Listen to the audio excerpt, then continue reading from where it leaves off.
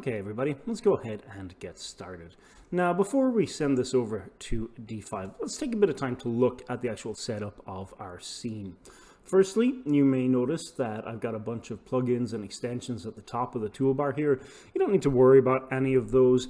The only one that we do need to be mindful of is the D5 converter. Now, the D5 converter is available from the D5 website. You can go to the free download, and right below that you'll have the D5 converters. Let's download the one for Sketchup, and you'll have to right-click, extract it, and then install it as a regular extension. But that will allow you to seamlessly send over your Sketchup content to D5. Now, onto the actual build. You can see it's a pretty kind of spacious interior build. We've got 3 large windows at the back and 2 on the side. We've got some rafters or beams running across the top, and we've got a pretty basic but sort of modern and elegant looking fireplace right here. In terms of other objects, we've grabbed some from the Sketchup warehouse library, and these, I believe, are boat coffee tables that came from Lucas Design Associates, and those are available on the warehouse. They have a fabulous selection of coffee tables and things like that. Really worth checking out and maybe favoriting and giving them a heart. Now, you'll also notice in the distance, we have an area where our grass is going to go in the render. And at the back, we've got 2, basically they're curved planes that have texture with opacity on them. Now, these are available from Max Akowski. He is on the Sketchup warehouse. He has a whole bunch of models and collections, and you've probably come across his backgrounds before. You can just search for background in the search bar, and you'll probably find some of his. They're really, really brilliant. And one of the first things that I generally tell my students is that you have to hide the horizon line. Now, this is true to my mind of both Lumion, Twinmotion, and D5. Nothing is going to spoil your render quite like seeing a suspicious horizon line in the distance. So we want to get in the habit of always hiding that. Other than that, out the front, we've got 3 areas for planters where we're going to go ahead and plant some foliage. And we've got a basic, what will be a concrete patio or deck out here. Other than that, we've just got an arched ceiling. And the last thing that you'll notice is every surface is uniquely color coded for the most part, especially the ones that will be visible. The reason we do this is this acts like material IDs, or if you're not familiar with that concept from 3D Studio Max, then you need to uniquely colorize or texture any surfaces that you want to have a specific unique material in D5. For example, I don't want my floor material to share the same material in D5 as my walls, so you need to go ahead and add a specific material or texture.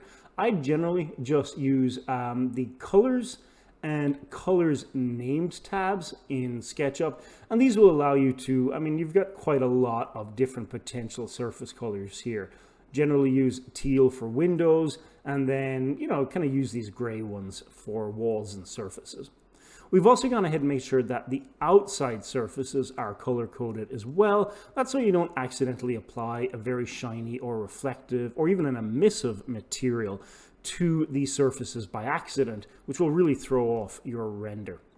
Okay, with that being said, let's go ahead and hit the D5 converter, and we're going to send this over to D5. Okay, so we're going to send this over to D5. When you turn on D5, you will get this splash screen here, which will give you some updated information. And you can also scroll down and download some of the really wonderful demo scenes that I strongly recommend you check out. There's some brilliant work there. And it'll give you an idea about how to use lighting and things like that. Now, we are using D5 Render version 2.3. And what we're going to do is just hit New. And you can see that D5 is going to load up incredibly fast. It's an incredibly lightweight rendering engine. You can see a couple of things here. We've got clouds running in the background. By default, these seem to be on in 2.3, so I'm just going to go to the right here where it says weather and cloud and just turn those off. All right, to get our project over there, we're going to just activate the D5 converter. Go ahead and click on that. And you can see just how quickly that's going to send things over to D5. There it is, already over and in. Now, this looks really good. Just spinning the camera around, everything looks in place, and I don't see any weird or flipped faces or any sort of broken geometry, so I think we're kind of good on that front.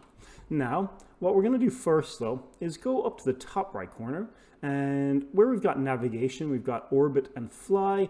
Let's go ahead and just put that to fly. I just find it easier. This fly mode very much resembles the navigation in Twinmotion and Lumion with the WASD keys and the Q and E key, and it's just an easier way to navigate. The right mouse button will also spin you around, which I believe is just like Lumion, which makes things very easy if you're coming over from Lumion. Now, let's start looking at what we need to do here. The first thing you'll notice is we're not getting a huge amount of light in our scene right now. So if we put our camera where we think we're going to set the scene, let's go ahead and get a little bit more light in there, just so we can get a clear look at our materials. I'm going to go over here to the skylight, and I'm just going to grab the slider here and just spin this. And we want to get a little more light into the scene. That looks good. We can also go down to the north offset and tweak that as well. And we can very much reposition our sun by using this. A combination of both of these sliders, and you can get a very nice simple lighting setup almost immediately. Okay, that looks really nice. In the next video, we're going to start adding materials and bringing in some of our hero assets. All right, I'll see you in the next video. Okay, everybody. So what we want to do now is start adding materials. And generally what I recommend my students to do is to start big to small. In other words, fill out the largest object materials first, the things that will take up, the 60 to 70% of your final render. And let's look at those first. So let's start with the floor. I'm going to hit M on my keyboard, and that will bring up either the material or model or particle library, depending on where you left it off before. We can change that here in the top left. I can pick materials or models. I'm going to go materials. Now, you can see that D5 has a very, very large material library. They are stored in the cloud, so the first time you access one of these materials, you will have to download it, but that happens incredibly fast. You can see we've got everything from fabric to plastic to wall, metals, and wood. We're going to apply a wood floor here, but let's go ahead and just take a look really quickly. There are two types of wood flooring in D5. So we've got the floor materials, which will involve things like the actual wood floor materials that you'll want to use. These are ones that will mimic either, basically wood flooring or a synthetic wood flooring as well. Now, down below that, you have wood. These are the ones that you would use as an actual material surface. So for example, if you wanted to, let's just put wood on this pot here, you could use a grain material and you could just apply it to, let me download this guy really quickly, and we'll apply that and take a look. There we go. So it's important to just notice where the materials actually are in D5. So I'm going to undo that with Control Z and step back on both of these. And let's go ahead and look for a wood floor material. Now, I know kind of how I want this image to look. So I've gone ahead and I've favorited a wood material. Any material that you want, you can go ahead and click the little heart icon above it, and that will add it to your D5 favorites. So I'm going to grab this brown antiseptic wood. We're going to go ahead and apply that on the floor. Okay, I think that looks really lovely. Let's close out the asset library here and just kind of look at this wood a little bit critically. I do love the color variation, but I think we need to adjust the scale a little bit. So over here on the right, you've got the inspector tab, and I'm gonna go ahead and just move down here to the UV section and just look at the stretch. And you can see if I take it to the right, it's gonna make this a little bit smaller, and I'm gonna take this a little bit to the left. You can also click on it and type in 0.5, and I think that looks really, really nice. If we want to make it a little bit more specular, we could either crank up the specularity slider, but you can kind of see that that's kind of a universal effect. I'm going to put that back a little bit. And what we're actually going to do is just reduce the roughness ever so slightly on this. I think that looks really, really nice. We'll probably take it a little bit lower. For now, I think that looks good. Now, let's go ahead and look at the wall materials. I'm going to hit M on the keyboard.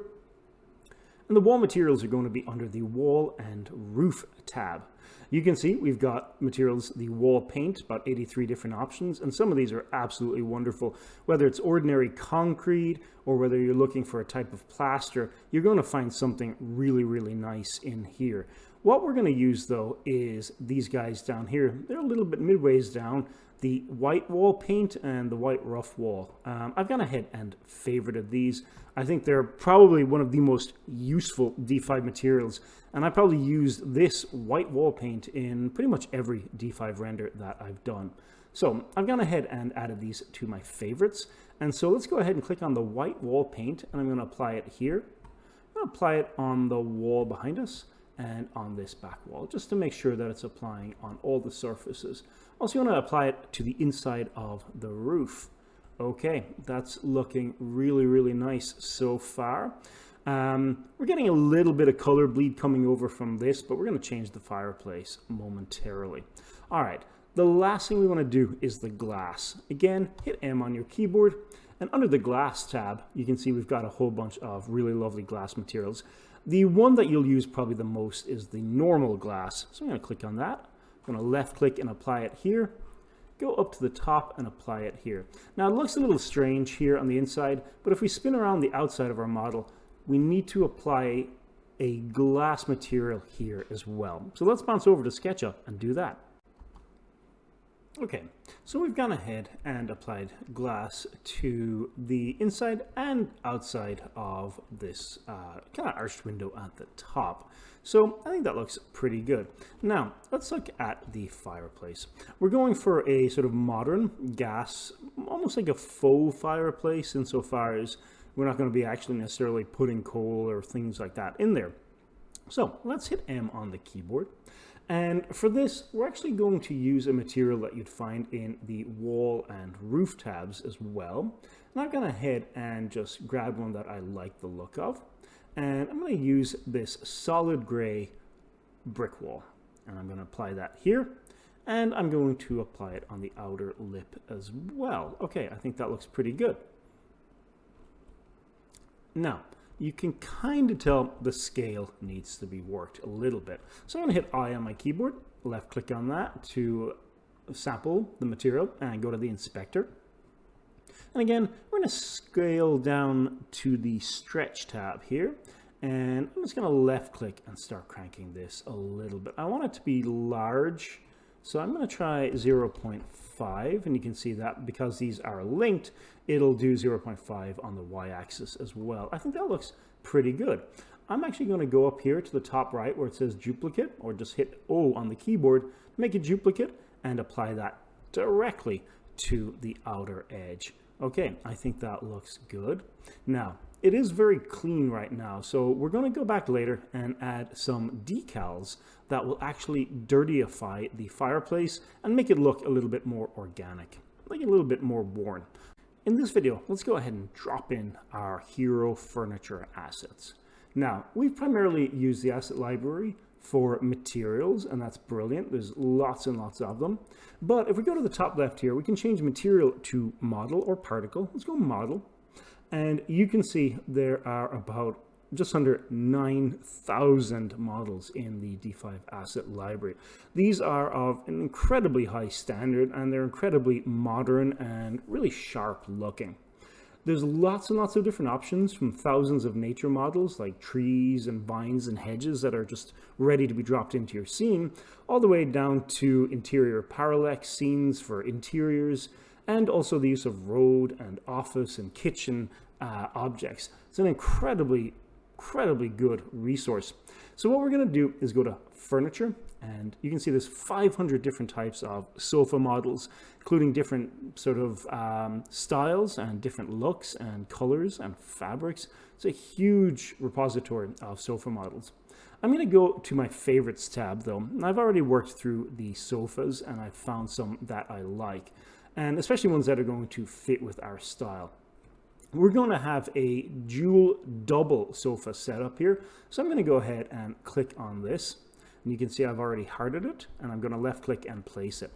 Now, to duplicate this, I can just do Control D on my keyboard, and you can see that D5 will produce a duplicate. Let's select this one, and we're going to spin and rotate this, and we're going to get it nicely lined up. I'm going to go ahead and just move this back, and we're going to rotate this one as well. Okay, that looks lovely. Now, I'm going to move these forward a little bit. If we want to change the view, we can always go up to Camera, and we can do Top and look straight down. Now I can hold the middle mouse button and pan around, zoom in with the middle mouse button, but we can also go to Display and put on the wireframe mode, and this will allow me to move my assets around in a way that allows you to line up and set up your scene. If you have difficulty selecting them, you can go to the bottom left here, and you can see I can grab these assets and just move them around in real time. It's a wonderful way to work to line up your scene. Okay, now let's go back to the lit mode, so the actual lighting mode, and go back to Camera and click on Perspective again. That'll put us back in our scene. Okay, we are going to move some of the SketchUp objects a little closer to the sofas, and let's do that in the next video. So now we're going to go ahead and just move some of the other assets in SketchUp. So I'm going to go ahead and select our coffee table and our lamp and just move them a little bit closer. And do the same for both of these, just a little bit closer. And then go ahead and just hit the update on the D5 converter to take a look-see. Okay, let's just make sure we've got enough room between, our coffee table and our first sofa. And then over here, we've got the lamp. Could probably stand to move forward just a little bit more. So I'm going to just drag it to the left a little and then just take it back ever so slightly. And again, hit that update, and that should see us nicely done. Okay, that's looking really, really nice so far. Okay, what we're going to do next is look at the wood materials and then finalize the other materials, including the beams up here on the top. All right, let's go ahead and look at the wood material. In this video, we're going to look at the wood material for both coffee tables, and we'll actually look at the materials for these pots here as well. Okay, so back in D5, hit M on the keyboard to bring up the asset library, and we're going to go back to materials for this. Now, in this one, we're going to look at, instead of the wood floors, we're going to go back to wood, and we're going to look at grain. And you can see again, we've got a huge amount of different wood materials. So for example, let's take a look at the beams up at the top. The brown cherry wood, I'm going to select that and just drop it up there. And you can see that it looks pretty nice indeed. We're going to go ahead and leave that. Now, if we wanted to actually alter this, we could of course go to the right here, click on the base color, and we could actually drag that down just to make it a little less cherry, a little darker. I think that looks lovely. Okay, now the actual wood materials for our decorative elements. So we want to look for something that's a little lighter. We've already got two kind of dark wood materials. So we've got a lot of really wonderful stuff here, from light maple to pine. And I've gone through here and gone and picked out a wood material, which is this natural color brick wall. I'm going to go ahead and apply that here. Okay, looks pretty nice. And let's go ahead and apply it over here as well. All right. So a couple of things that we can do here. I'm going to close this tab out. I like the flow of this, but let's take a look at the actual inspector and see if there's anything else we can do. We can adjust the stretch, obviously, and make this wood kind of line up a little bit better. You want to just always be mindful of texture scale. It's one thing that beginners kind of tend to get wrong. Now, we've also got options for adjusting the UV mapping. A lot of objects from SketchUp do not have UV coordinates either set up or actually applied. So if that's the case, we can try hitting the triplanar option here. And you can see now that D5 has sort of intelligently figured out a better optimum UV layout. We can still go in here and adjust the actual stretch. And I think somewhere about, let's do 1.5. Hit enter. I think that looks pretty nice. Okay, let's see what we can do over here. Hit I on the keyboard, select this again, and try turning on triplanar, and again adjusting that scale and just seeing how we like it. I think this looks really, really cool. Now, we may end up changing this one, but for now I think that looks pretty nice. Now, I'm using the eyedropper again to sample this one over here, so I on the keyboard. And one thing to note is that in D5 Render 2.3, we have the options to round the corners. So if I go in and zoom in pretty tight here, you can kind of see this. We look at this edge right here, round corner on will give you an artificial bevel. It is not, I think, affecting the geometry. I do believe it's just a post-process. So you can see if we crank that up, you get a substantial bevel. I'm going to go ahead, though, and just type in 1. Just enough so that you don't get this very sharp mathematical edge. I'm going to do the same over here, turn on round corner, and put that back to 1. All right, I like this wood material a lot. So I'm going to hit O on the keyboard to make a duplicate, and let's go ahead and apply it over here. Now, we can keep this one over here or we can change it, but all in all, I think that looks pretty good. Okay, you know what? Let's go ahead and change this material over here. Let's hit M on our keyboard, and we're going to go back to wood and grain. And we're going to look for something that will work quite nicely with this. Now, one of the joys of working in the D5 Asset Library is the speed at which you can just work your way through, apply different materials, just look and just constantly test and bounce. You're just kind of checking to see if something works, if it flows nicely, if you like how it looks. Let's try this light maple wood. You know, I kind of like that a lot. Let's go ahead and leave that there for now. We can always come back and change it if we don't want it that way. All right, next thing we need to do, let's look at the pots and let's look at this lamp and see what we can do to fix things up a little bit. We're looking for something that's heavily textured on both of these. So let's do that next. So the effect we're going for with these pots is that effectively we've got copper on the inside and we've got this kind of treated metal exterior. Okay, let's minimize these tabs. We don't need wood anymore. Let's go over to, I'm going to go ahead and just minimize these guys here. Let's go to metal really quickly. Now, for the interior, it's going to be pretty easy. We can just go to either polished metal and look at that. We've got this old copper material.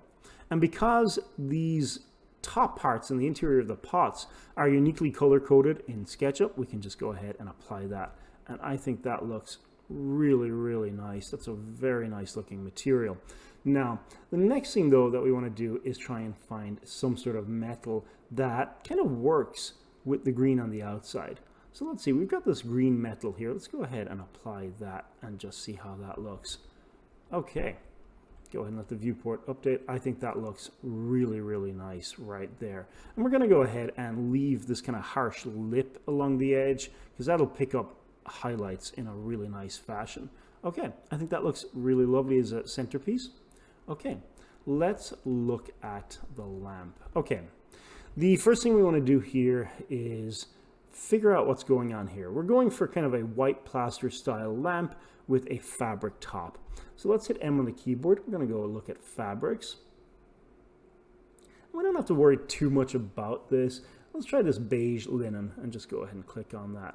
Now, it looks good. We could probably do better. And I think we probably will want to put on that triplanar. So let's go ahead maybe and try this gray linen and apply it. Okay, let's go ahead and turn triplanar on. And then let's go ahead and turn down the roughness. We actually want a little bit of a shimmer on this. We could go material template custom and we could try maybe changing these to cloth. Let's try that and see how this works. Okay. There we go, cloth. And you'll get a number of different effects for the cloth, but the one thing I'm going to do is make sure that roughness is down. And in terms of specular, click on the base color map. And so instead of the base color, we can click on the base color map. And we've got some settings here. I'm going to go ahead and take the S here to the left and take that to the right. Okay, that looks really lovely. And I think we can go ahead and adjust the stretch a little bit on this. So I'm actually going to type in about 3. And I think that looks kind of nice. I think we could maybe adjust it to be a little bit more beige if we wanted. But all in all, I'm pretty happy really with how that's looking. Let's go ahead and just tweak this ever so slightly. A little bit more cream maybe would look good. Again, just slight adjustments here. All right, I think that looks lovely. Okay, now to look at the plaster or concrete. Now, let's go to the wall and roof materials. And we're going to look for something that's got kind of a bit of a distressed appearance. So let's go ahead and just try different materials and see what sticks. We're just looking for something that's kind of got a nice texture that we like. Again, if we have problems with the UV mapping, just hit try planar and we can see how that works. And again, this is one of those wonderful things where you can just try different materials really quickly. You don't have to commit to anything. It's a pretty sort of organic, you know, sort of, there's a great flow to just grabbing different materials within D5. All right. Now, I think this looks really, really nice as is. We could also just grab a concrete, but I kind of like the texture that we're getting there. Let's see if there's anything else that we could possibly utilize. Let's try this lightweight concrete. Yeah, I kind of like the look of that quite a bit.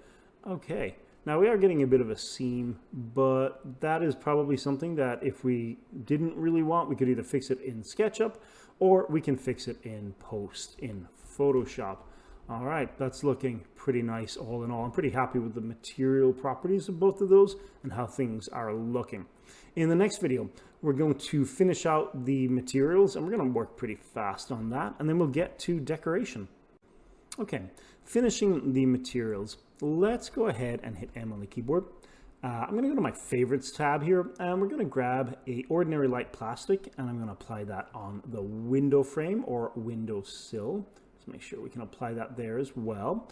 And when we have that done, we can grab the base color over here on the right and just dial that down. We want it to be black, you know, so a little bit of a contrast between the actual walls and the window frame. So go ahead and grab that down, and I think that looks good. The actual roughness I'm going to take up. I want a little bit of a shine, but I don't want it to be so much that it kind of takes away from everything. So putting the roughness slider around 0.5 will give us kind of the look that we're going for. We can always dial down the specularity too as well. All right, bouncing outside, we're going to grab a very sort of generic concrete material for here. We really shouldn't be looking at a lot of this, so let's just go to the asset library and use the search bar. We're going to go ahead and just type in concrete, and let's just see what we've got here. I want something kind of rough and outdoorsy, so let's go ahead and just pick one and apply it out here. That looks lovely. For the planters, we're also going to use an outdoor material. Now, again, theoretically, we shouldn't be looking into this, but if we are, let's click on the Outdoor tab, and I'm going to scroll down a little bit and just grab this dry deciduous woodland. Go ahead and place that there. And then we're going to go and find a sort of nice outdoor wood material that will actually work for the actual exterior of the planters. Let's go ahead and maybe grab a, we're going to go to the floor and go wood floor. And we're just looking for something that's got kind of wood planks on it, or something that will look kind of worn. And I think that, you know, will kind of look nice outside. Let's try this guy here. Yeah, I think these will look really nice. I'm going to go to the right and adjust the stretch a little bit and put that at 0.5 just to see, maybe a little bit higher, 0.2. And we can adjust the offset if needs be, but I'm going to go ahead and make sure we can see a little bit of this. And I think that looks nice. Remember, any of this can be altered or modified as you see fit. But these are just exterior planters. They're going to look a little bit worn, a little bit tatty. That's fine. They'll just be outside of the window. Last thing I'm going to do here is go ahead and grab a wall material as well for the outside. Remember, we had gone ahead and looked at two different wall materials. I'm going to grab the white rough one. I'm going to apply that on the outside just so we don't get any strange color bleed. I'm going to go ahead and do the same again. Let's just find a roof material. Here again, you just want to get something just so we're not getting all of that sort of blue teal kind of effect coming through. Okay, I think that looks nice. It's very bright, it's very clean, it's very airy. All right, let's go ahead and start decorating. Okay, before we jump into decorating, there's just a couple of changes that were made. I did go ahead and just scale up the wood material here on the coffee table on the ground. Same for the one over here on the right. I slightly tweaked the color of the lampshade as well, just to make it a little bit more distinct and to pop from all the other white. And finally, you'll notice I brought in a couch model. Now, the reason we did this is because putting two of the exact same couches would have generally been fine, except we were getting a repeating element, which is basically the fabric throw, the blanket that was coming over the edges. And it would have been a little tricky to try and hide this. Okay, so this model is actually an iMesh model. So iMesh is a website. It's a one-time fee for basically a huge library of 3D models. You've got objects, textures, furniture, and more. Now, I'm not affiliated with iMesh, but I do think that their resource library is fantastic. The models are incredibly high quality, and unlike a lot of other websites that have an asset library, they're not a subscription based, it's a one-time fee. Now, you don't have to use iMesh, and there's plenty of other alternatives out there. I just think it's really, really good. So what we did is we went ahead and just downloaded one of these sofas, and in D5, you can just go to this icon up here on the left, import, click on that, and import your FBX model. Now, you'll notice it comes in without textures. iMesh models do have texture maps, and they're set up to go, especially for Blender users. But in D5, what we can do is hit the I on the keyboard. I'm going to sample the fabric material here, hit O, and go ahead and assign it. Now, I'm also then going to hit I again to go ahead and sample from the brown cushions, and I'm going to hit O again and apply that to those ones there. All right, now we have two nicely matching couches. I think they look really good, and we just got to change one little bit, which is the underside of the couch here. But I can just go ahead and apply a plastic material, or just go ahead and just change the base color, just change it to something like that, and make sure that the roughness is cranked up so it's not really shiny. All right, that looks absolutely wonderful. I think these will work very, very well. I may end up lightening both of these couches, maybe adding a little bit more white to them. And other than that, though, I think they're really nice and they both look really great. Okay, with that being said, let's dive into decorating. For a lot of people setting up ArcViz renders, I do think decorating is, oddly enough, one of those things that you really do grow to love. Next to the actual rendering, I think it's one of the most enjoyable parts of setting up these scenes.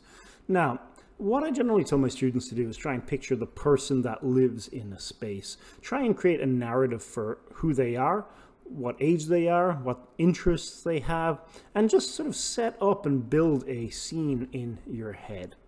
It'll help to just figure out what to put there. The other thing I would strongly recommend is looking into a course on interior design. There are some great ones on Udemy, and maybe just learn a little bit about it. It's often, I think, a very neglected aspect of ArcViz. We tend to just throw decorative elements at everything, but I strongly recommend put a little time in, learn a little bit about some of the styles, and it'll pay dividends down the line. Okay, for our purposes, we're going for a very, very clean look. It's a calm, white, kind of, very relaxing space with some neutral tones. So we're going to keep that going with the interior design. I'm going to hit M on my keyboard. I'm going to go to the models, and I'm just going to go to the favorites. Now, one of the many strengths of D5, as I already mentioned, is the asset library. But in particular, both the foliage under the nature tab, which we'll use a little bit later on, but also just the accessory tab. It's got an amazing selection of things like books, greenery, toys, clothing, and just, as you can see here, just slightly under 620 different unique and very brilliant models. The ornaments and decorations in D5 are top-notch. They're modern. The modeling is superb on them. The overall quality is superb as well. And let's go ahead and just go to the favorites tab here. And I've grabbed a few objects that I like the look of before. All right, so we're going to go ahead and just start scattering some stuff. I'm going to go ahead and just grab some newspapers here. And this is the type of thing that you can kind of just place sort of on the ground if you want. I'm going to go ahead and grab these candles. And I'm going to go ahead and just place them here. I'm going to scale these guys down just a little bit. I think they might be a little too large, especially if it's clashing with the lamp. Now, we can always fix this by going back to Sketchup and selecting the lamp model, hit M on the keyboard to move, and just go ahead and just kind of reposition this. I want to make sure that we're not kind of sliding into the ground either. And then go ahead and hit the D5 converter and let's bounce back. Yeah, and you can already see how quickly that has updated the geometry. Go ahead and place our reflective candles here. These are a really lovely model. Okay, and then let's grab some other stuff. I'm going to grab these modern plants here. And we're just going to place them into the scene for now. We can position them wherever, but it's nice to just kind of have them in the scene. I'm just going to plot them here for now. And I think that looks good. Let's see what else we could grab here. I'm going to grab this modern vase plant. Okay, so what we're going to do is just bring these all in and just place them in the scene. And now we can kind of go back and just start putting some of these in kind of specific areas. So I'm going to grab the books as well, and we can place those just on the coffee table right there. All right, now what we'll do next is just strategically place these, things like maybe grabbing the greenery and just pushing that into the corner here. Doesn't have to be lined up perfectly just yet. I'm just going to go ahead and put that in the corner. Hit V on the keyboard to switch to the scale tool and just go ahead and scale that up. Now, we're just kind of rough placing stuff for now. All of this is kind of subject to change. I'm going to go ahead and just drag these to where I want them to be. Just going to take that up. If you find that sometimes D5 isn't kind of snapping things the way you want, right now, just hit delete and go ahead and grab whatever asset you were using from the library again, and then just go ahead and place it. Now, we're going to rotate this. I'll try and get it where we've got some of the leaves kind of coming off. And again, let's just hit V on the keyboard to take up the scale. All right, just a little dash. Make it a little bit bigger. And how does that look? Yeah, I think it looks pretty good. Move it a little closer, a little more precarious on the edge. All right, I think that looks good. And I may go ahead and just readjust where some of these objects are. But all in all, I'm actually kind of pretty happy with the look and feel. Let's go ahead and just make that a little bit larger. And again, kind of just placing things in what we hope is kind of an organic looking fashion. You're just trying to make sure that everything kind of has a place. All right, I think that looks lovely. Let's go ahead and pause right there and look at maybe adding some chairs and then adding wood to the fireplace. With our decoration in its spot right now, and you can kind of see we haven't gone crazy overboard with the decoration. Let's go ahead and add a chair. Now, I've gone ahead and favored another chair from the library. This is the modern light gray fabric, one that I kind of like the look of, and I think material-wise will work pretty nicely with our scene. I'm going to go ahead and just place that here and spin it. And yeah, I think that looks pretty good. I can go ahead and move this here. I may scale it down ever so slightly just to give, I think that will work, yeah. And again, at any point if we decide that, one of the design decisions we've made or the look and feel isn't working, well, it's pretty easy to delete in D5. Okay, let's look at the fireplace. It looks good, but it's a little too clean. Let's hit M on the keyboard, and we're going to go down to decals. A decal is basically a flat texture map on a plane that is assigned to a surface. Let's go ahead and grab this manhole cover just for demonstration purposes. And you can see that it works kind of like a stamp. It just goes onto the surface. We can select it and we can adjust things like the base color map. We can adjust the roughness. We can also adjust the opacity. Now, what we're going to look for is some staining. I'm going to go ahead and grab some of these water stains. I'm going to click on that. That looks good. And you can see it's obviously spreading onto the wall, which is not ideal. So hit V on the keyboard to scale it down. Now it is a water stain. Now we do want the stain part, but we don't want the water look. So we're going to have to tweak some of the properties on that. And we want more staining really kind of where the heat would be highest, which is going to be a little close to the bottom here. So just a little bit on the edge there. All right, I think that looks good. On the right, you'll notice we have a specular slider. If I crank it all the way, it looks like we've got a mirror on the wall. Let's go ahead and turn that almost completely off. Very low quality specularity there. And then let's drop the opacity slider. Decals will, I have noticed they tend to be a bit more vivid in the final render than how they look in the viewport. So you can go ahead and drop these quite low. Let's go ahead and just put it at 0.30. And I think that'll be good. Now, 1 is not going to get you very far. So we're going to go ahead and add some more. So let's just go ahead and grab some of these dirt material. And there, yeah, I think that looks good. Again, select it. There's no specularity on this one, but we should be able to go ahead. Oh, I'm sorry, there is specularity. Yeah, let's grab that and let's drop the opacity slider down pretty low. Okay, you can kind of see the effect just there. It might be a little hard to see for you guys on the video, but it is definitely there. All right, I'm gonna grab the snow one as well. And you may be thinking again, should we use a snow one?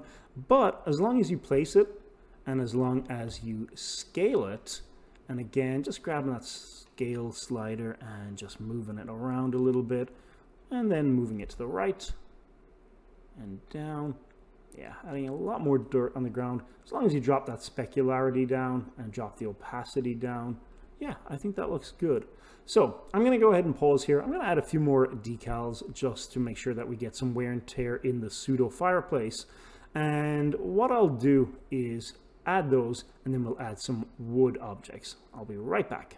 Okay, with our decals in place, and just a heads up, that is one of the things that we will really want to check when we do a quick test render, is making sure that these have not spread over the wall. All right, let's hit M on our keyboard a few more times, and we're going to go up to the Nature tab. Now, we're going to use this a lot in a moment when we get outside, but what we're going to look for right now is the dead trees and stumps. Okay, these look really nice. We're going to give the impression that this is, as I said, a gas fire, and it's going to be one where the wood is sort of these sort of pseudo or fake kind of wood logs, and we're going to place these in here. Select them, hit V on the keyboard, and just kind of maybe move them around a little bit, trying to give the impression that there's wood in the fireplace, but really it's almost more decorative than anything. Okay, place that there. I'm going to grab another one here, and let's see, well, I find something a little bit different. Try and find ones that, you know, look a little bit more sort of natural, I guess, and we'll just kind of fit with what we've got going on. You don't have to worry too much about the exact scale here. We just select them and scale them down. Now, that looks nice. And then just hit V again on the keyboard. Just rotate and again, scale these down. Just trying to get something that looks a little bit more organic. Kind of looks a little bit like it's intentional. Okay. Make sure we've got no overhangs. So just push that back, hit V again. And we're just going to keep messing with these things. Just placing them, rotating them, rescaling them, just trying to make it look like a more sort of organic setup. And make sure we're not going over the edge here or out of bounds. So we're just going to scale these down a little bit more. Yeah, I think that looks nice. And then we'll just see if there's anything else that we can add into this scene. Again, these are just nice kind of decorative pieces to have in the fireplace. I think that looks really nice, and if there's anything else there that we can utilize, let's go ahead and just grab these and place them in. Pretty easy and simple way to get kind of that sort of fake look that we want without a huge overhead. And scale down again. All right, and move that back. All right, I think that looks really nice. Again, we can tweak it if needs be when we come to our final render. All right, now is also a good time to go ahead and set up a scene. To do that, we go up to the top left and hit Create New Scene. This will be really useful as we navigate, and especially when we go outside, if we need to get back to our scene, we can just go up here, left click on it, and it'll bounce us right back in to our stored scene. All right, lovely stuff. Now let's go ahead and start adding materials to the outside. So we're going to start adding our vegetation. All right, let's see you in the next video. Okay, here we're going to look at the grass. So I'm going to go ahead outside, and you can see we've got a very, very large green plane. Now, if you're coming from Lumion or Twinmotion, you'll be kind of familiar with the idea of using a big green plane.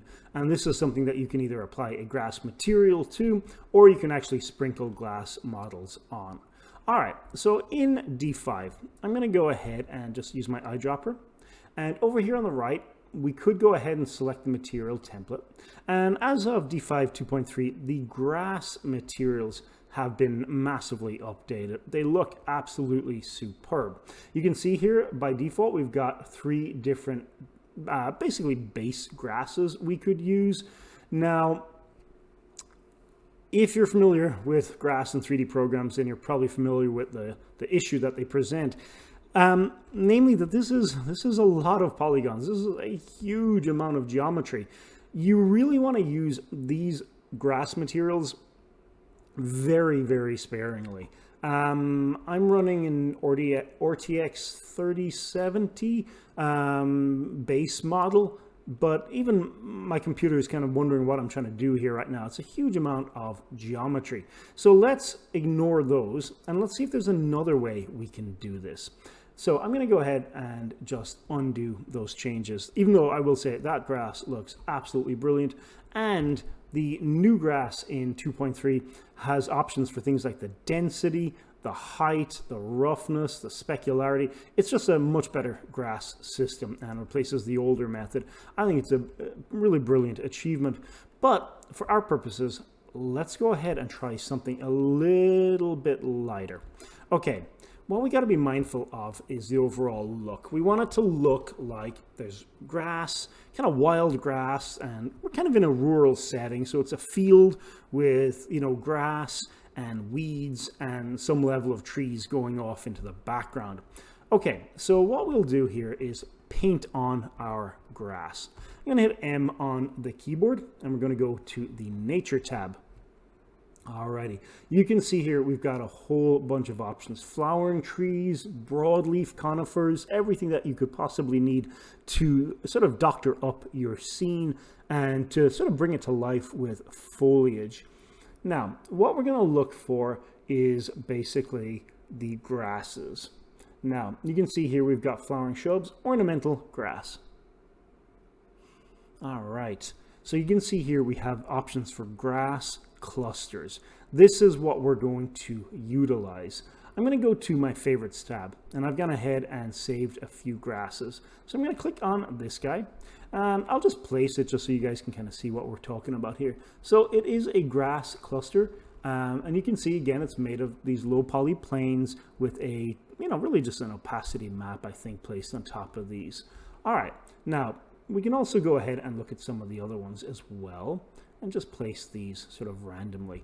Now, if you were to obviously place this by hand, this would take an extremely long time. So what we're actually going to do is I'm going to move this out a little bit so you guys can see. And you can see down the bottom here, we have the options for a brush. I'm going to click on that. And if I move this centrally, you can see right here, we've got the options for radius and the density and size, and then a randomized size. All right, I'm going to turn these on. And what we're going to do is select a model, as it says right here. Please select a model first. I'm going to go ahead and start grabbing my grass. 1 and 2, 3, and some of these weeds. All right, I think that looks nice. Let's see what happens here. I'm going to zoom out. And bearing in mind, as we paint, only really try and paint what's going to be visible in the actual camera. So we're going to focus on this front area. All right, I'm going to go ahead and just start brushing that out, and you can kind of see now it's gone ahead and painted quite a lot of geometry. If I want to undo that, I'm going to go ahead and hit B on the keyboard again, and let's bring up my materials tab here. We can also grab the eraser tool and actually erase that stuff out. I'm going to grab the radius and take it up a little bit larger. And what we're going to do is we're going to paint the highest density close to the actual camera. So let's drop that a little bit. And again, just move our camera so we can see here. Let's take the radius down and we're going to start. There we go. Yeah, I think that looks nice. We're seeing some of the texture map as well underneath, but overall, I think it looks pretty good. All right, that looks nice. You can see there is a visual fall off as well going on. Let's go ahead and take the radius up, but reduce the density, and we'll start painting around the outer area as well, just at the back here, far enough from the camera. Okay, let's see how that looks by going to our scene. Okay, so if we tilt the camera up a little bit, we are getting some visual fall off, and if we zoom out here, you can kind of see, yeah, there's a little bit of visual fall off, but for the most part, I think that will look pretty good. We're going to obviously go in there and add some more variation. And you can see over here on the right, we do have to paint some content here as well. Okay, so you can see here, I've gone ahead and fully painted in a lot of the grass. And you can see how wild this looks, and I think it looks absolutely brilliant. If we go back to our stored scene, you can also see I've gone ahead and removed the window temporarily. And you probably do this just so the glass reflections don't really distort what you're seeing. You can kind of see that on the right here. It's a little hard to exactly see what's going on when you've got these really lovely reflections, so hide the window. Now, looking out, you can see just exactly what we were going for. It's very wild, it's very rugged looking. It's this unkept green area. I think it looks really, really nice.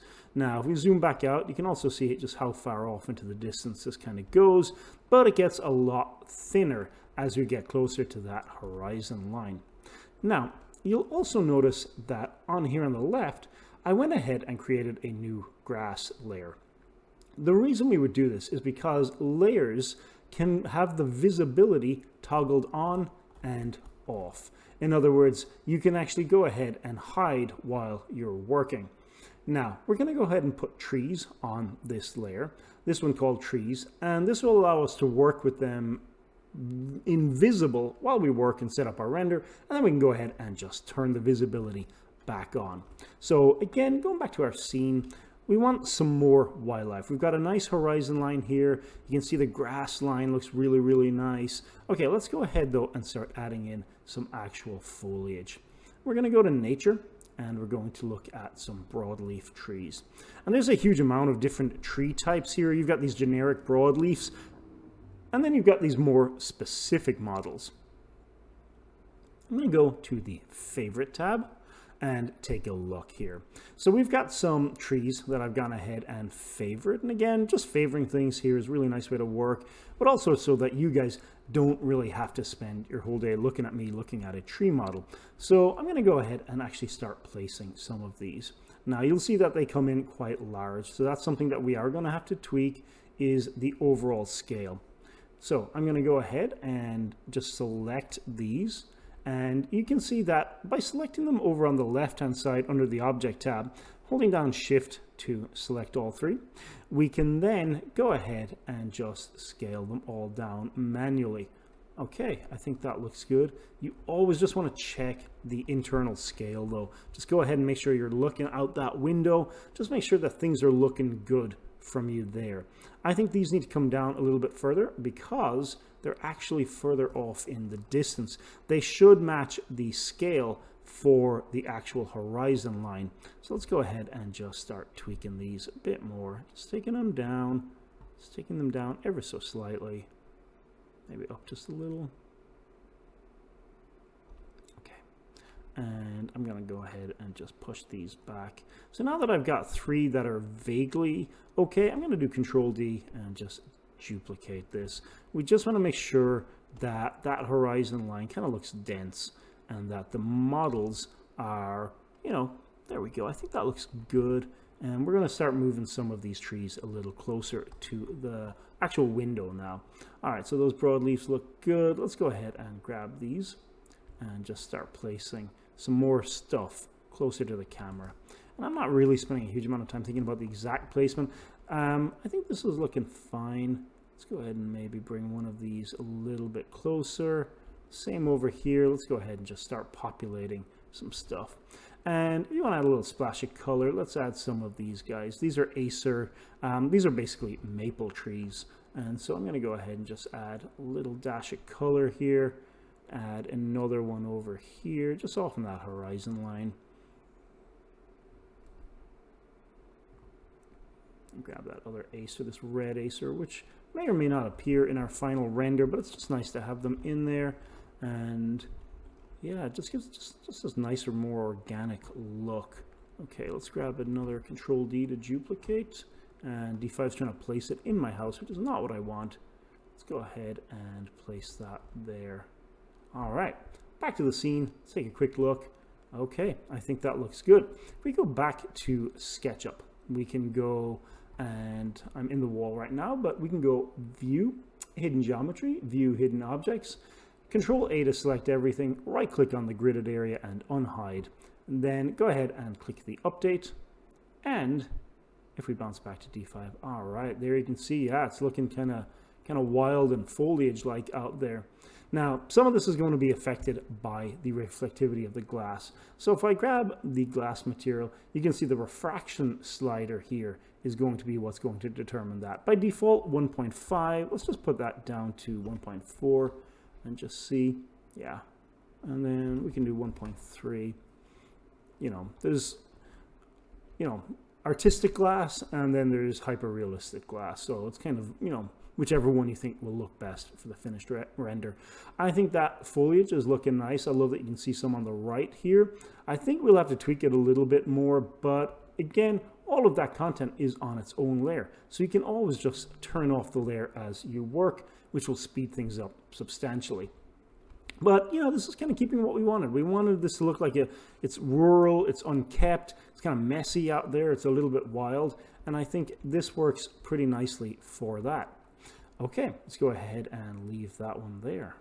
Okay, with our trees and grass finalized, you can see I added a few more trees out here on the right just to add a bit more interest, and just in case anything came through this window right here. Again, you want to hide that horizon line. All right, let's go add just a few more bushes to the planters. And so for that, we're going to go ahead and let's take a look at the shrubs tab. We may also add a few more weeds out the front, but that's really just dependent on whether they'll be visible or not. Just kind of keeping with that kind of wild effect that we're going for. And when it comes to the shrubs, it's really just a case of finding something that you kind of like the visual look of.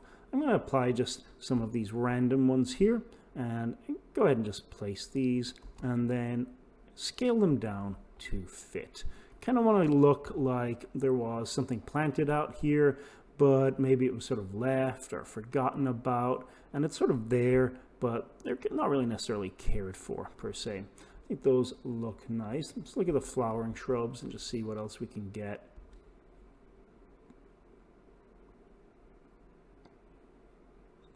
I'm just trying to avoid anything that's kind of maybe just a little too eye-catching. Now, models like this could come in a little bit large, so let's go ahead and see, can we select this and scale it down.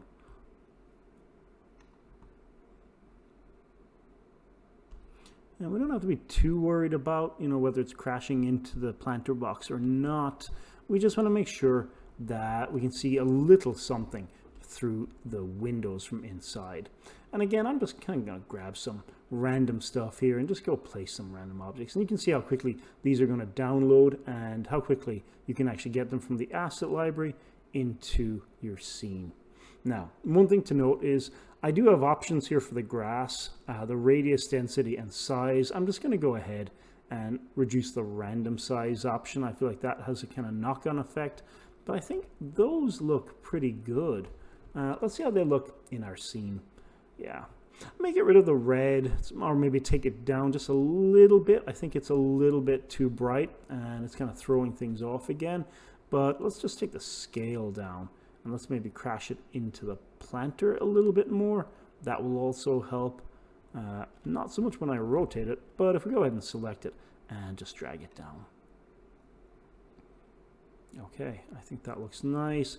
Kind of looks like it's been forgotten about. It's just a part of the planter. Okay, I think that looks pretty sweet. All right, taking one last sort of critical look. one thing we may want to do is go ahead and just tweak the material here. I've never been really entirely happy with this one, so let's go and find something that's a little bit more kind of dramatic. So let's go materials, and we're going to go look, and I think we will use, let's try to look for plaster first and see can we find a really rugged plaster. Let's see how that looks on the lamp. Again, oh yeah, let's see. Turn triplanar on, and I'm getting cracks, but it's definitely not sort of to the level that we want. So again, let's try concrete instead. Now, if we get a concrete and it's gray, but it's really rugged looking, then I still think we could go ahead and just change the color properties of it. Change it to basically make it look more white. Triplanar, that looks a lot better. Really liking the look of that right now. Let's go ahead and use the eyedropper tool to sample it. I think it looks pretty good. You're getting some really nice kind of texture going on here. And I think it's super rough, which I think looks really great. The normal set to 0.8, let's kind of take that up a little dash. Maybe take it up to 9. And we're going to fix, you can see it is crashing into the table here. So let's just fix that in SketchUp. I'm going to select this, hit M on the keyboard, use the up arrow key, go ahead and just lift that up. We just want to make sure it's on there, but it shouldn't necessarily be going through the table. I think that will work nicely. Go ahead and hit the D5 converter to refresh, and there we go. Awesome. I think that looks pretty good. We're going to go ahead and stop now. We'll take a critical look at anything else that needs to be tweaked before we go forward, and then we'll get into the actual render settings. So we make some changes, but for the most part, pretty happy with the overall look of this. We're getting a lot of whites, a lot of browns, and we're getting some of that really lovely greenery in the background. It's a nice kind of calming, sort of peaceful, and kind of consistent with the mood feel that we're going for. Okay, let's go ahead and pause it there, and we'll pick it up. We're going to bounce over to the render settings unless there's something else that we need to change. Okay, everybody, so made a few slight changes, moved around some of the decorative elements, put the succulents over here on the right, just to add a little bit more contrast. The candles were sort of disappearing into the abyss back there, so moved them a little bit more central. Went ahead and put the newspapers from the ground, just tossed them sort of onto the couch. And I did go ahead and change the fireplace material. The small tile just wasn't working, and so I went ahead and changed this to kind of a concrete material, and then went ahead and just adjusted the overall base color. And you can kind of see here, just added a little bit more contrast, and the kind of tiling texture has kind of gone away now. So I think we're pretty happy with things, how they look right now. And you can see now the decals are also a lot more evident. You can kind of see those grungy kind of errors right there. And I think that looks really nice. All in all, I think we're ready to go. I've gone ahead and readjusted my first scene, so that's going to be here. And we're just going to do a single render for this project just because we're keeping things a little bit smaller. But let's go over now to the environment tab. And we mentioned before, the lighting is going to be controlled predominantly by the Geo and Sky slider. And how I prefer to light my scenes is to use as much natural light as possible. Now, this should be familiar to anyone coming from Lumion. Really, it's all about getting as much of that really beautiful light into your scene as possible, and trying to avoid relying too much on artificial light sources. Now, the other option is to use a high definition range image. Now, these are a little bit trickier to set up. You can use the defaults by all means, and you'll get some really lovely results. But I tend to find that these don't really give you those really kind of dramatic shadows. It might look more natural in terms of how it, reflects light and how light behaves, but sometimes it just feels kind of flat. Now, you could argue flat is more photorealistic, and in many ways it probably is, but at the same time, we're also, cognizant that there's an artistic side to this. So by all means, experiment, see what works for you, see what looks best for you. For our purposes for today, we're going to stick with the geo and sky. And I've gone ahead and just put that around, you know, kind of the morning-ish time, getting a nice bit of kind of, you know, sun's kind of flowing in through the windows. It's falling where we want it to fall. It's kind of highlighting some of the objects on the smaller of the coffee tables here. And we've adjusted the offset as well. Now, if you wanted, you could also go into the weather tab and add clouds. And you can kind of see here, depending on really how much of the sky is visible, you may or may not need these. You could go ahead and crank up the cloud slider. And this was kind of a topic for another day, really, but you can kind of see how you can go ahead and make the clouds thicker. You can increase the density of them. You can adjust the height. So you can actually bring the clouds really low and look like you've got kind of fog, maybe just coming in over the hills if you wanted. And you can also adjust whether these will cast a shadow. In other words, will they actually affect the lighting of your scene? So I'm going to reduce the amount here. And again, the height slider is just going to determine really the fall off of, you know, how high up in the sky are your clouds. I'm going to put them around here, and I'm going to add a bit more thickness and add a little more of an amount. Hopefully we'll see these in the actual finished render, but again, we are kind of hiding that horizon line, but you can see them right there. I think they look really lovely.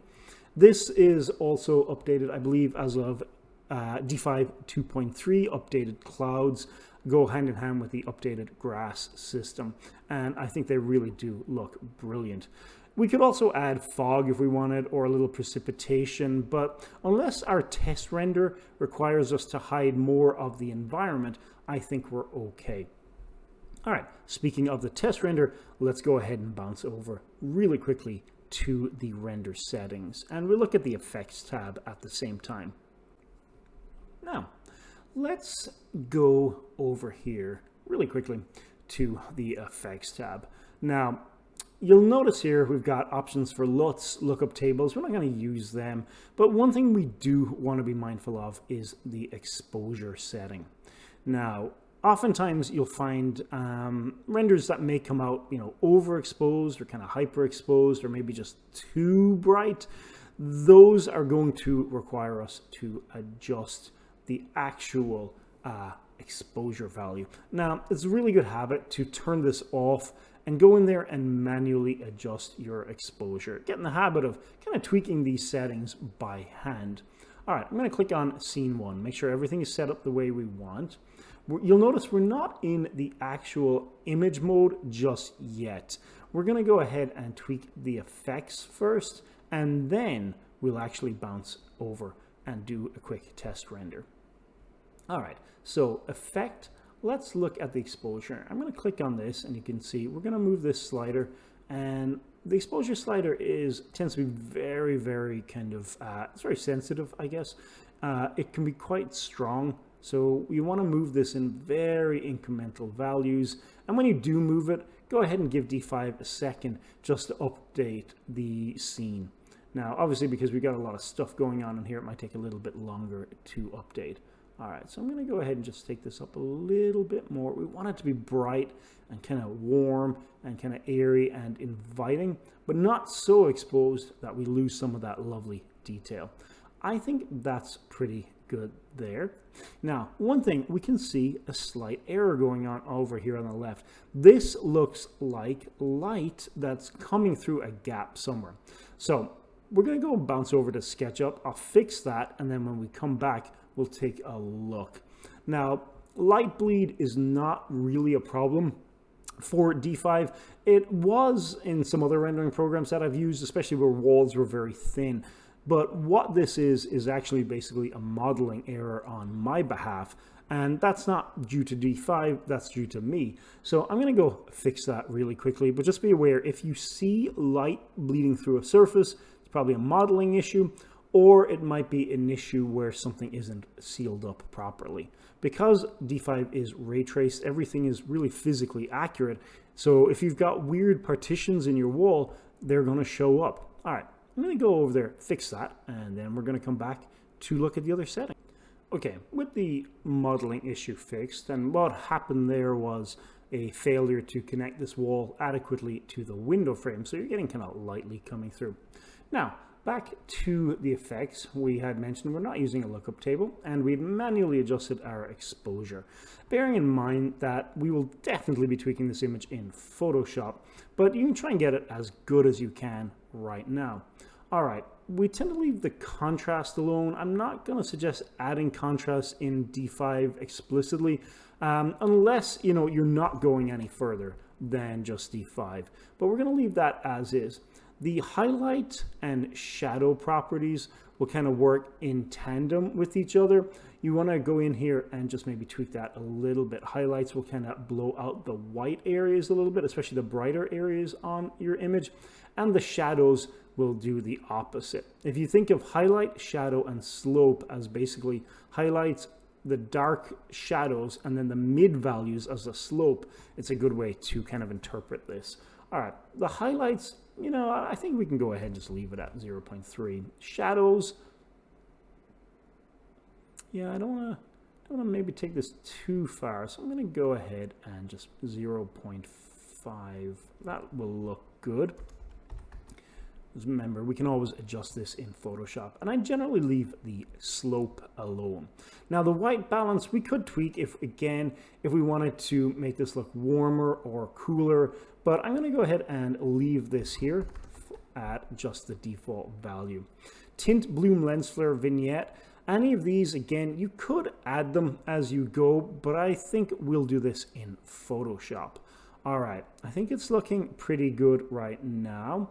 I think what we can do is maybe take up the exposure just a slight little bit more to add a little bit more brightness to the scene. Let's do 0.9, and we'll see how that looks. So 0.09, there we go. And I think that looks good. I think we're in a pretty good spot to at least do a test render. So let's go to the image option here. And you can see we now have this little toolbar underneath. I'm going to make sure we're on image. And then we want to adjust the field of view. We're at 59 right now. So what we kind of want to do here is just get a nice field of view where obviously the image is not distorted like this, which is sort of one of the beginner mistakes I tend to see, and where we're not obviously zoomed in like this. We want to find a nice value. And so I'm just going to go ahead and just start working my way up or down and try and see what looks good. So let's go ahead and put this to 60 maybe. And you can kind of see 60 is lining up quite nicely with what we had. If you need to fine tune your adjustments, you can go up here to the actual navigation tab and reduce the speed down to about 2. And that will allow you to move a lot slower and go ahead and just set up your shot. Again, this is going to be shot 1. It'll be a lower quality sort of test render, and not everything has to be perfect just yet, but this will give us an idea of what needs to be tweaked. I'm going to move the camera a little bit so I'm getting less of the triangular light at the top. I'm going to go ahead and update the scene here. This scene will correspond nicely with the camera, so we want to make sure that when we make changes, we can go ahead and update the scene. All right, I'm going to put the preset size to 2K, and you'll notice these black borders. So those are going to tell me what's not in the shot. So I'm going to move my mouse back ever so slightly. I'm still kind of keeping the same field of view. I may need to put that to maybe 62. And there we go. It's looking kind of nice right now. All right, we've got a 2K preset, and I'm going to turn off the channels option. These channels are available to Pro D5 users, and they are a widget that can be turned on and off. We will actually utilize these in a moment when we set up our final render, but for now, let's go ahead and leave that off, and let's switch to JPEG, and let's do a quick render by going over here to the right and hitting the render button. I'm going to hit render after I turn back on any layers that are hidden over here on the left, and especially my tree layer. And let's go ahead and hit render. And I'll pause while this works, but D5 is incredibly fast, so we won't have to wait too long.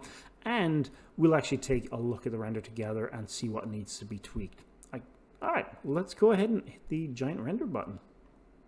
Okay, everybody, just taking a quick look at our test render, a couple of things that are popping out.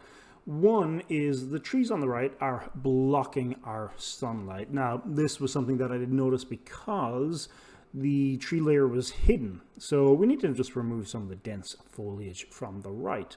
The second thing is that we need to ensure that our back wall is completely filled, as we're getting basically reflection here. So in Sketchup, we can go ahead, and what I did was extend our green grass ground plane, and we've gone ahead and added another one of Max Zukovsky's sort of tree layers here, just to block any potential horizon line. And really, that's because of just this window here. If we didn't have that, it wouldn't be an issue, and we could very much minimize the amount of content on the right, and kind of like what we did on the left, where there's not much there. The other thing is the back wall. Let's go ahead and push this all the way up. We don't need to fill in the back glass window here at all. Let's go ahead and update that in D5. We bounce over there now. You'll notice a couple of things. Well, the first is that we've added a lot more of the grass over here. If we go back to our stored scene, now you can see we're getting a much better look out on the right. And we're getting some glass kind of distortions going on. There's a little bit of reflection there. We may or may not adjust the transparency on that glass, but go back to our stored scene here. It still looks pretty good. We should be able to now grab our environment. And again, let's go ahead and just sort of set this up where we've got more of that really lovely dramatic light kind of coming in. And we'll probably have to do this in conjunction with the north offset, and go ahead and just try and get this lined up. And kind of I think that looks pretty good. We'll try it from here, and we can keep tweaking it if needs be. If we find that more and more objects are kind of blocking it, then we can always just go back and delete quite a lot of the foliage that we have there. But even just like this, we're getting a really lovely sort of effect going on. And I kind of like the way we're getting light hitting different things here. But again, this is sort of a subjective thing. You could always, like we said, go back and use the HDRIs. All right, with that said, I'm going to do one more critical pass, but we're going to go ahead and hit the render button again. And we'll do another 2K render. Look at that in a sort of critical analytical fashion. See if there's anything that needs to change. And then go ahead and blast out our final render. So one thing that was bothering me with the setup of this render was how flat our landscape was. If we bounce back to SketchUp here, you can see I've gone ahead and added some undulating landscape. Now, how we do this is pretty basic. Go to the sandbox tools, and we're going to go create a terrain mesh from scratch, and I'm just going to left click and drag out a rectangle plane. There we go, pretty basic. And then what we can do is go into this group. It does get grouped automatically. Now be careful not to select anything, and go to smooth. This guy right here. I'm gonna click on that, and you can see now it'll give me a brush that I can left click and lift up or down the landscape. You can spin your middle mouse button and just keep lifting up ever so softly. The radius is controlled by the tab key. You can then type in a smaller number, 15, and then hit apostrophe. And basically that'll give you a 15-foot radius, and we could go ahead and tweak this some more. I then applied just a green material to this, make sure that it was grouped, and just move them over to the left. Now, if we look at this in D5, there we go. You can see now we've got actually some hills going on, and this is breaking up that flat horizon line, and that's working really well over here as well. Last thing we'll need to do is just go ahead and retweak our grass. So again, to do that, we can just go ahead and hit M on the materials tab, go to model, go down to favorites here, or go to the ornamental grass, whichever you'd prefer. And again, let's just grab a couple of these, hit B to activate the brush key, and we're going to add, I'm just going to use the basic grass cluster for this one right now, and just make sure that I can turn off the tree tab, go to my grass layer, and let's go ahead and just start brushing this stuff in. You just kind of break up that green surface really. Now, you could argue this is not the most efficient way to go about doing this, and that's definitely true. But again, we're only doing a single render. We don't really have to worry about, will it perform well on video or anything like that. We're just trying to get a single shot that looks really nice. And so that's all we're doing. And again, just adding this grass here and using that density slider, just adding as much of this as you need to. Now, realistically, you know, you'd have patches where the grass is obviously not there and the ground would be kind of different too as well. But again, just for our purposes, how does it look? You know, let's zoom out here. I think all in all, pretty good. Now in the viewport, it's obviously not showing this off in the distance. The rendered mode should still show everything in high fidelity. All right, brilliant stuff. Clicking back here, we can also see now the grass looks good, the trees look good, the greenery looks good, the light is coming through. This is a good point to go ahead and do a much larger than 2K render. So let's make sure we go back to the image tab. We'll do a test at 4, and if that looks really good, we'll go ahead and render out the channels. Again, we're using JPEG, so it's going to be pretty fast. All right, I'll see you after the larger resolution test render is done. So here we are in Photoshop. You can see I've gone ahead and rendered out a 6K image. You can see that on the bottom left of the screen here in Photoshop. We're at 6,000 by 3,000 pixels. And if we zoom in here a bit, you can just see the incredible detail that D5 is able to produce in the renders. It's really fantastic stuff. Okay, you'll also notice we have our layer stack over here on the right. And an easy way to get our layer set up like this is to go File, Scripts, and load files into Stack. And you can actually load in quite a lot of basically image layers, and Photoshop will arrange them in a nice fashion for you. You can see at the top we've got our actual render, and below that, if I turn that one off, you can see we have our AO or ambient occlusion layer. We also have our reflective or sort of specular layer. And below that, we have the ability to select based on material IDs. So for example, if we wanted to just tweak an individual material, we can go ahead and do that. We also have access to the sky mask and any transparency. So we could tweak those settings. All right. With that being said, let's go ahead and bounce into the next video. And I'm going to work a little bit fast here, kind of working off the assumption that you have a little bit of Photoshop experience and the concepts of post-production are not sort of alien to you. Okay, if you also want a more in-depth version of this tutorial, I do have another video that will take you through every piece step by step. All right, I'm going to go ahead and pause here, and in the next video, we're going to start doing what we need to do to the image to make it look a little bit better. Okay, so the first step we're going to do is to take our AO layer, the ambient occlusion layer. I'm going to drag that to the top of the stack. We're going to change the blend mode to overlay on that one. You can see when I toggle that on and off, you're getting a lot more definition in the shadows. Now, we're going to go ahead and dial this down a little bit. It's a little too strong, and we want to make sure that it's only affecting the areas that we really want it to affect. It's kind of affecting our mirror or reflection. So I'm going to go ahead and add a mask and hit B on the keyboard. Go ahead and scale this up. And I'm actually going to just brush out the areas that I don't want.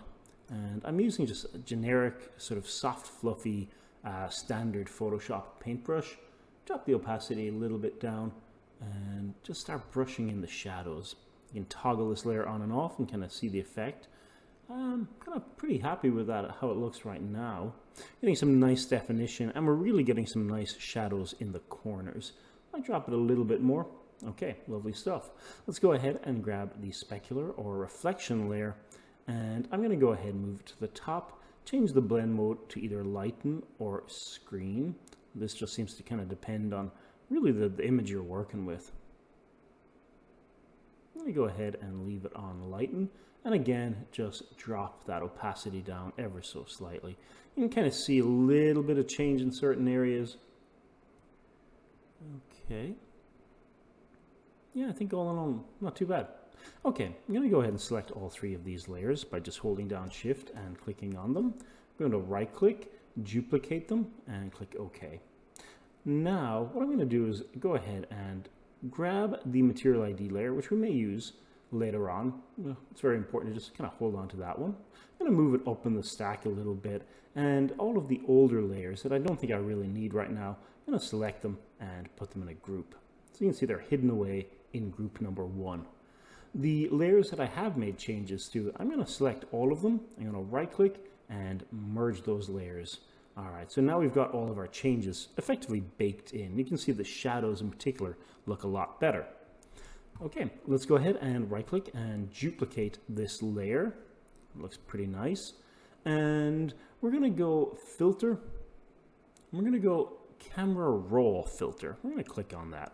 And this is where we're going to do the bulk of our post-production. A lot of what we do is going to be done in camera raw. Okay. Now, so you can see we've got a lot of different tabs here. A lot of these do correspond with adjustment layers that you can utilize in Photoshop, but it's nice to just have them in a set singular location. So let's start by opening up the basic tab over here on the right. And you can see we've got initial options for temperature and tint. I'm going to go ahead and leave both of those alone for now. We could also adjust the exposure if we found that we had either left the auto exposure on or that the actual exposure value we had set in D5 just wasn't strong enough. But I think we're pretty good right now. There's some lights, midtones, and darks, so I think we're pretty good. Contrast. If we go ahead and zoom on in here, I'm going to take down the contrast ever so slightly.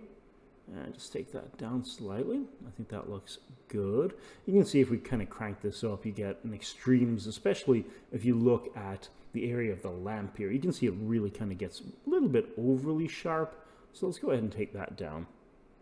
Now, let's look at the one way I'm going to think of this, the highlights, shadows, and whites and blacks will all work kind of in concert together. And we know that we're going for kind of a sort of kind of soothing autumnal or fall kind of vibe to this shot. So let's go ahead and take up the highlights, and you can kind of see we're going to add a little bit more white here. So I'm going to add a little bit more there. And I think the white value I'm kind of okay with. I think I'll leave that, maybe add just a little dash, a little bit more. Now, the shadows, I'm going to go ahead and just take a look at this here. You can see by stripping that down, let's go ahead and just add a little bit, lighten up some of these shadows a little bit.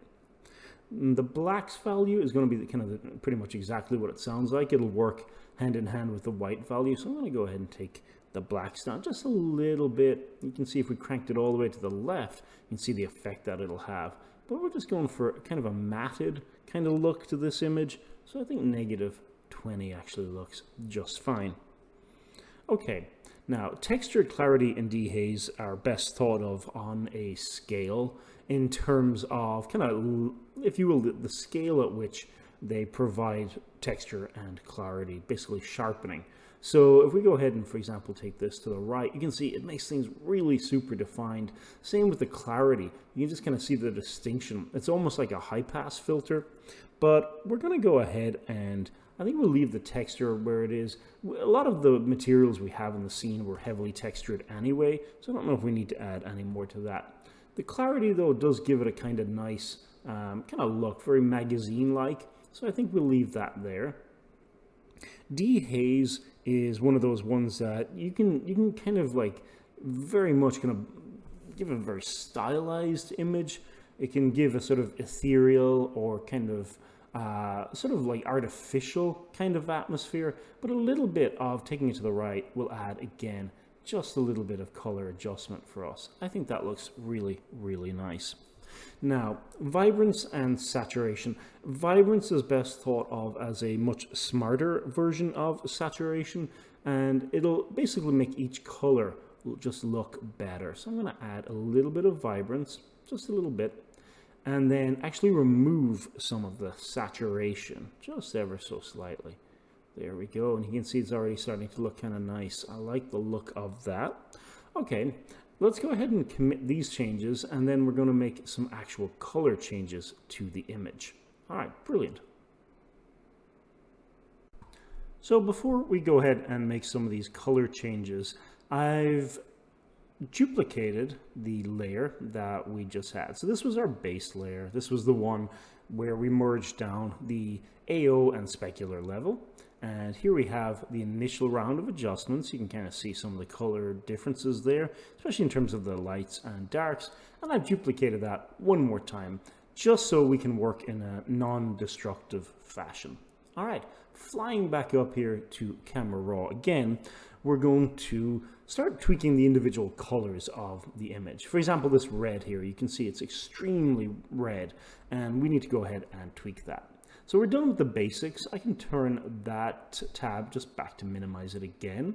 We're going to ignore the curves. We may add one a little bit later at the end if we decide we need to make something pop a bit more, but we're going to go down to Color Mixer.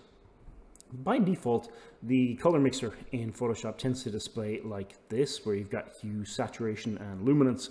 I'm going to go ahead and change that to just the color wheels. This way I can actually look at the individual ones as we work. I just find it a lot easier to work like this. Okay, so let's go ahead and try and give that sort of very warm, but kind of cool look that we want. Kind of a little more autumnal or fall-like, kind of warm and bright. So let's look at the reds first. I'm going to leave the overall red hue where it is, but the saturation, we are going to go ahead and just take that down. I want to strip out some of the color from that tree in the background. So about -25 there will work. We can also go ahead and just brighten it up if we want. I don't want it to be too dark, so let's add a little bit of luminance. Okay, looks nice. I'm going to move on to the oranges now, and I'm going to go ahead and just kind of pull down the yellow a little bit on this. Yeah, let's add a little negative on the hue there, just to tilt it a little bit. We're also going to add some saturation just to make it look, yeah, get those oranges kind of popping a bit more. And again, just add a little bit of luminance. Let's just kind of brighten it up a little bit. Okay, that looks very nice. And we should point out, there's no one-size-fits-all approach for this. It very much just depends on what you're going for in your image. I'm going to strip away some of the yellows here as well. Again, you can see by doing that, we kind of move everything a little bit into the red. So I'm going to go ahead and put the hue on the yellows just a little bit there. There we go. That looks nice. The same with the saturation and luminance. I'm just going to take a lot of the yellow out of the image and just drop these out. There we go.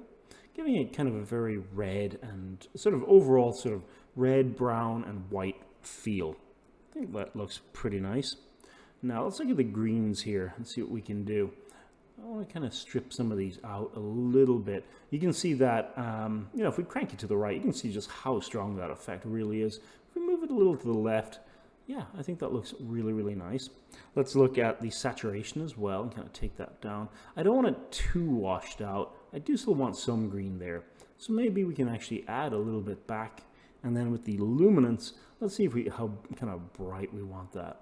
Yeah, I think that looks really, really nice where it is. Okay.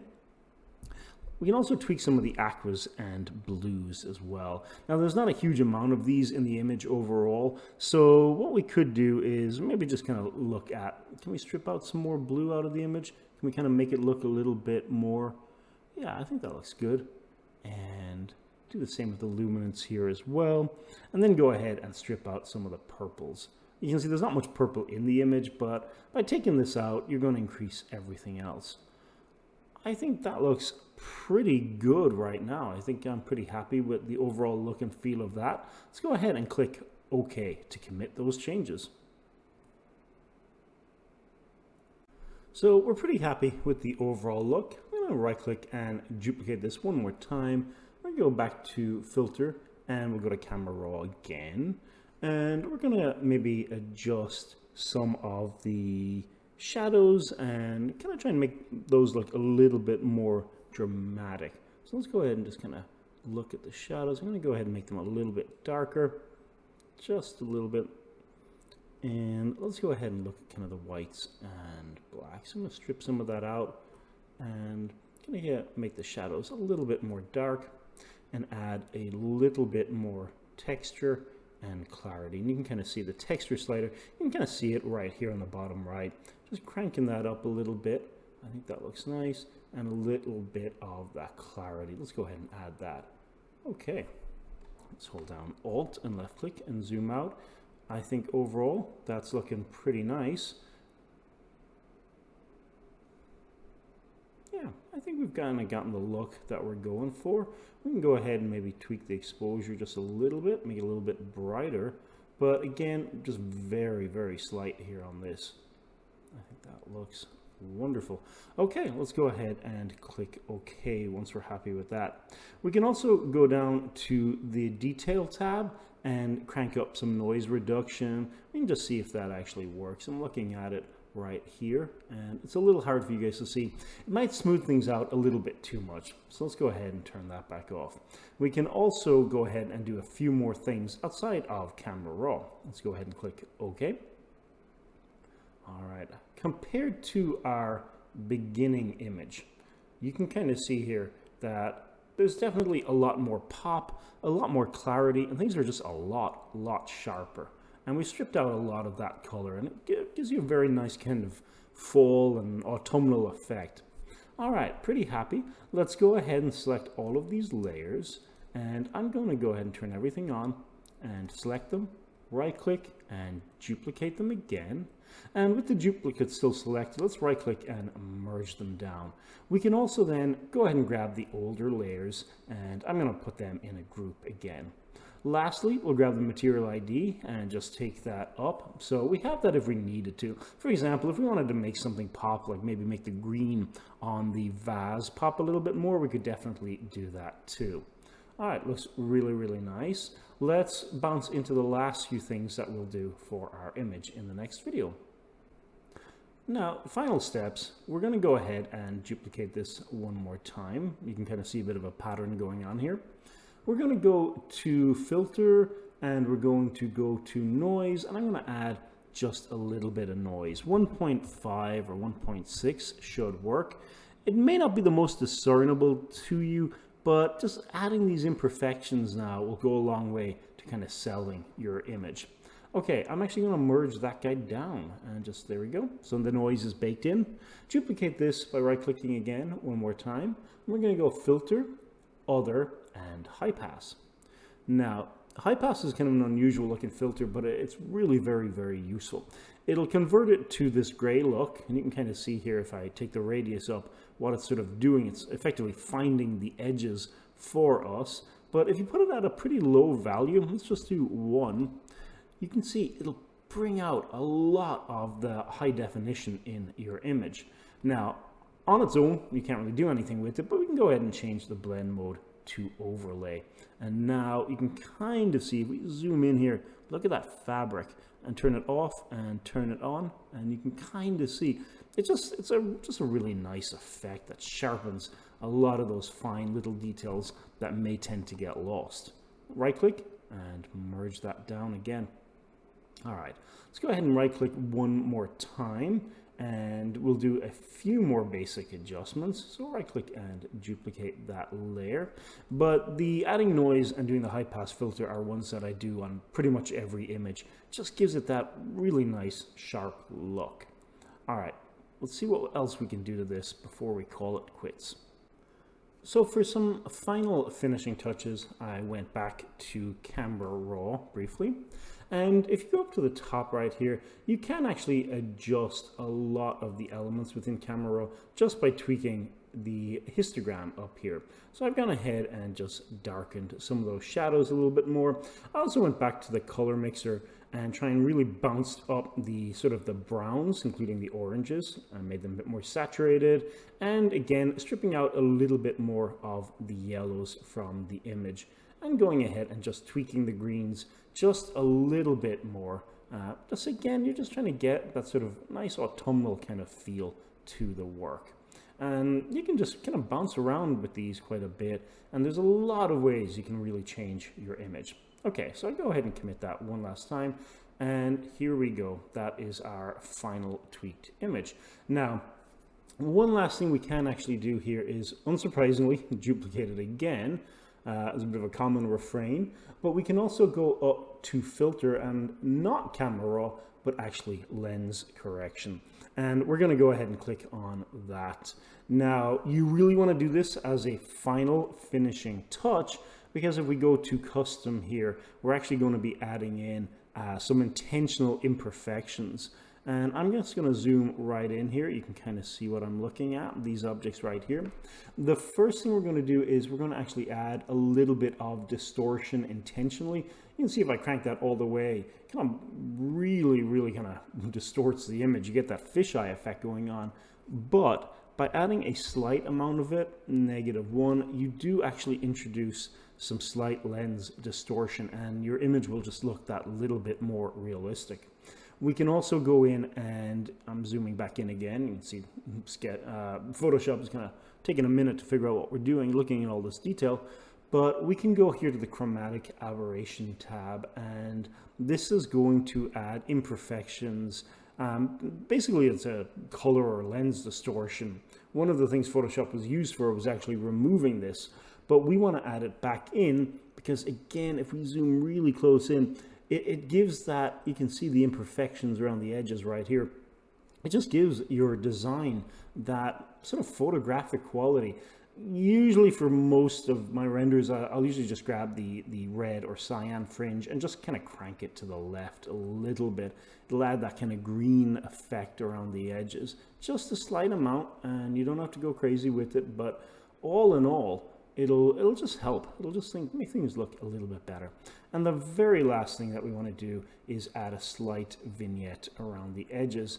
Now, you can see here, if I crank the vignette to 100, it's really quite pronounced. We don't want it to be that strong, so let's go ahead and just put it around 30 might work. And we can also tweak the midpoint here if you want to actually, really fine tune the vignette.